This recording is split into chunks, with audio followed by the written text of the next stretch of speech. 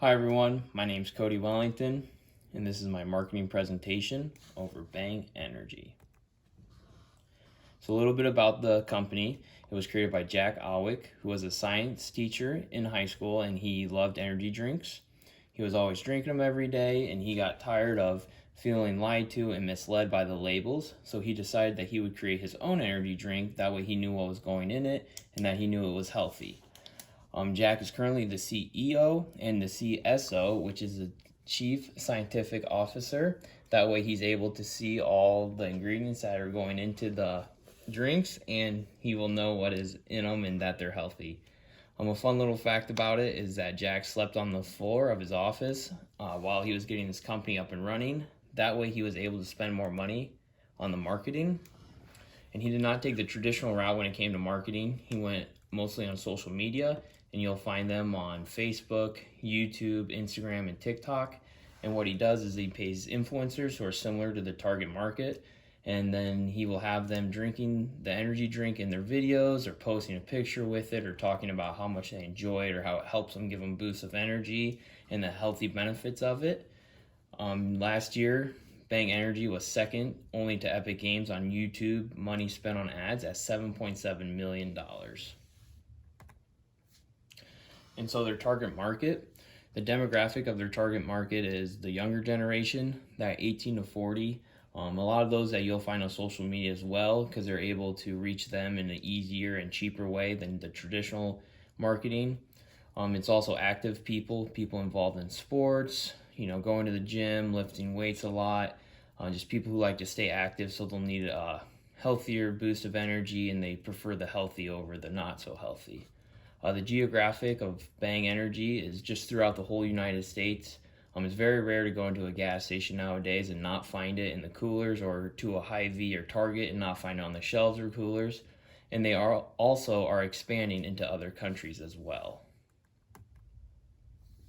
So pricing tactics, they use physiological pricing in that way that the consumer feels as though they're getting a deal when they buy the energy drink. Because with being an energy drink, you don't want to price it too high, because then no one will want to buy your energy drink. They'll go away from it and they'll pick other forms of different energy boosters. And also you don't want it too low, because then people feel as though it's not that good of quality, it's cheaply made, and that maybe it's not as healthy as they say it is. And so one way they do all this is by giving deals to their consumers. One way is if you buy online, you can buy in cases instead of single can, which then become cheaper than buying the single can.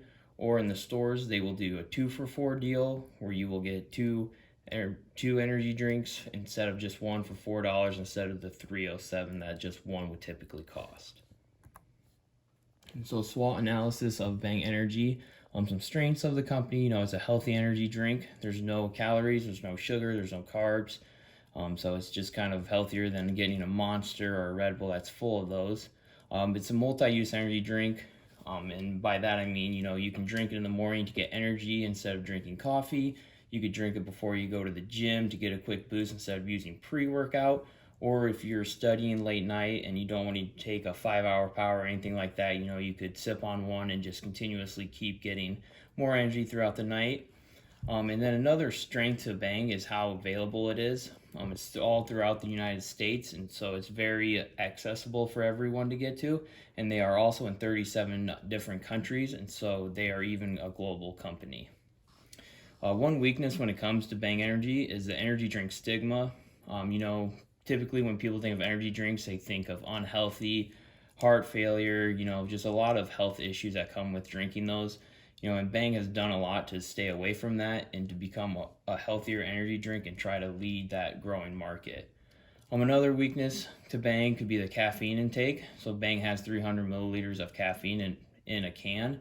And some people are very sensitive to caffeine, so they wouldn't be able to drink it because that's a lot of caffeine. The average person is only supposed to have 400 milliliters a day. And so for some people that could be a little too much. And then some opportunities that come along with Bang Energy, is being able to collaborate with them on social media. They have a form on their website you could fill out.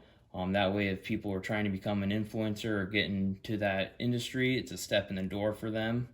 And then another opportunity for them is expanding the brand.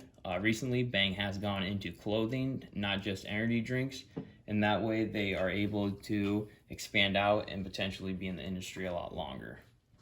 And then some threats to Bang Energy is a growing market. There's always energy drinks that are coming into the market.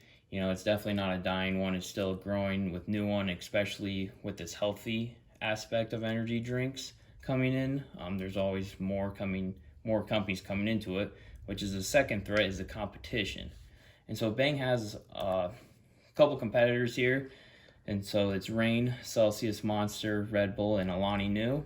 Reign and Celsius and Alani Nu are very similar to Bang in the aspect that they are just a healthy energy drink. They focus really just on that healthy aspect of it. And then Monster and Red Bull are kind of the more dominant ones in the industry. They're all over. They have ones with sugar, without sugar. They make ones that are supposed to be really healthy for you, and then ones that are just their typical can. And so Bang is currently, the third largest energy drink company behind Monster and Red Bull. Until the product life cycle of Bang Energy, it's in the mature stage. And so the reason I say that is because it's all in all 50 states. So you can go anywhere in the United States and be able to purchase a Bang Energy drink. And you can also go to the other 37 countries that it's in. And it still is expanding into the other countries. And then another reason would be, this graph shows that Bang Energy sales in the last 5 years. And you can see how it varies from 16.4 million all the way up to 18.3 million. And this kind of shows, it's plateaued a little bit. It just has that wiggle room between 16 million and 18 million. There's no big spikes. There's really no big jumps or anything like that, which you would see if it was still in the growing stages of the company. So one interesting thing about Bang is they do not distribute their own product. They have a distributor, and that would be PepsiCo. And so earlier this year, when Bang and PepsiCo just came to a new contract, PepsiCo had done something behind closed doors that Bang felt was not very appropriate. And so they actually sued PepsiCo to get out of the contract, and it ended up going to a federal judge who ruled that Bang and PepsiCo will have to honor the contract into 2023. And so what this means is even if Bang wanted to, they would not be able to switch their distributor currently. But I would think that would be something that Bang should look into. That way they can avoid things like this. They've never publicly came out and said what PepsiCo has done, but they have said that it was bad enough that they want to no longer be in business with them. And so going into some things that I would change about their marketing is one, the distribution, because with PepsiCo doing that, whatever it was they did behind closed doors that made them want to not be partners anymore with Bang, you can avoid that if you are in control of that aspect of your company. Then they wouldn't have to worry about that. The only downfall to that would be the pricing and getting it up, but with having 2 years still to be able to develop that, I think they're in a great spot to be able to do that. And then another thing would be TV ads. While Bang is just mostly on social media and YouTube, they should expand into the TV ads because they are missing a target market right there that would be able to purchase their energy drink and grow their sales. They are that market that does not have social media. They don't want to be on it, but they do watch TV. And so this would be one way that Bang would be able to go out and attract that market. And that is my presentation. Thank you so much. I hope you enjoyed it and have a nice night.